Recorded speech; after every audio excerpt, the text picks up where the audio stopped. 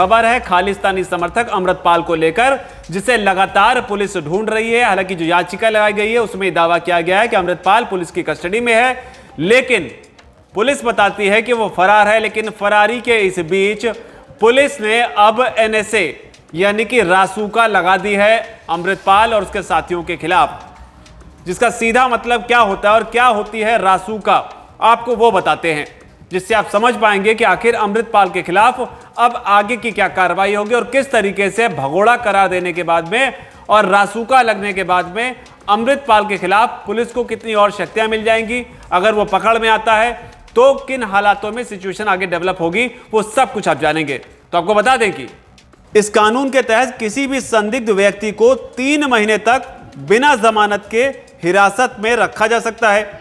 जरूरत पड़ने पर इसकी जो अवधि है वो 3 महीने कर बढ़ाई जा सकती है। इसके अलावा इस कानून के तहत हिरासत में लिए गए व्यक्ति को 12 महीने तक जेल में रखा जा सकता है। हिरासत में रखने के लिए संदिग्ध पर, यानी कि अगर अमृतपाल पकड़ा जाता है तब संदिग्ध पर आरोप तय करने की जरूरत भी नहीं होती है। गिरफ्तारी के बाद राज्य सरकार को बताना पड़ता है किस व्यक्ति को जेल में रखा गया है और उसे किस आधार पर गिरफ्तार किया गया है। बड़ी बात यह भी है, इसके तहत हिरासत में लिया गया व्यक्ति सिर्फ हाईकोर्ट के एडवाइजरी बोर्ड के सामने अपील कर सकता है, उसे वकील भी नहीं मिलता, यह बड़ी बात है। और जब मामला कोर्ट में जाता है तब सरकारी वकील कोर्ट को मामले की जानकारी देता है। तो यह आपने जाना कि एनएसए यानी कि रासुका है क्या। अब आपको इसके बारे में आपको बताते हैं इतिहास, जिससे आप समझ पाएंगे कि आखिर इसका इंदिरा गांधी से क्या कनेक्शन है। वही इंदिरा गांधी जिन्होंने भिंडरावाला के खिलाफ जो कार्रवाई की थी, उसके बाद में एक हमले में, आतंकी हमले में आप कहिए इसको, जिसमें उनकी जान गई। क्या है इसका इतिहास वो आपको बताते हैं। तो आपको बता दें इस कानून का इतिहास जो है वो ब्रिटिश शासन से जुड़ा हुआ है। 1919 में रॉलेट एक्ट लाया गया था। इसमें ट्रायल की व्यवस्था तक नहीं थी, यानी कि जिसे हिरासत में लिया गया वो अदालत भी नहीं जा सकता था। तब 1919 की बात है ये।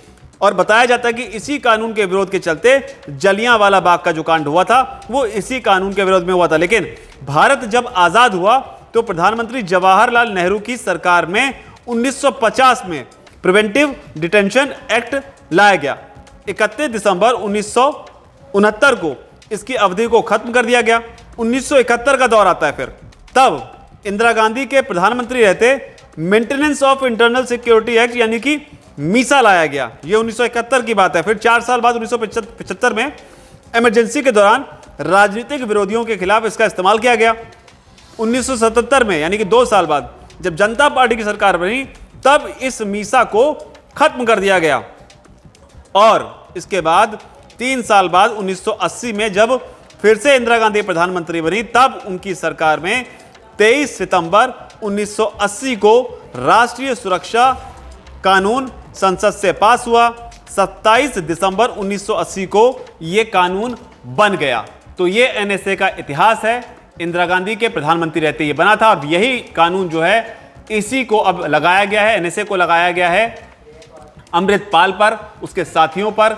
इससे आप समझ पाएंगे कि अब किस तरीके से शिकंजा कसने की तैयारी कानूनी आधार पर भी हो रही है कि जब अमृतपाल पकड़ा जाएगा पुलिस के बयान के आधार पर, जो फरार है, जब उसे पकड़ा जाएगा तो किस तरीके से उसको शिकंजे में लिया जाएगा और किस तरीके से आगे कार्रवाई होगी। फिलहाल इस रिपोर्ट में इतना ही। बड़ी खबर यही थी कि एनएसए लगा दिया गया है अमृतपाल के मामले में। खालिस्तानी समर्थक है, हथियार जुटा रहा था, अपनी एक प्राइवेट आर्मी बनाने की कोशिश कर रहा था। इसके सबूत भी सामने आए हैं। लेकिन इस रिपोर्ट पर आपकी क्या राय, नीचे अगर कमेंट सेक्शन में आप उसे जरूर लिखें। धन्यवाद।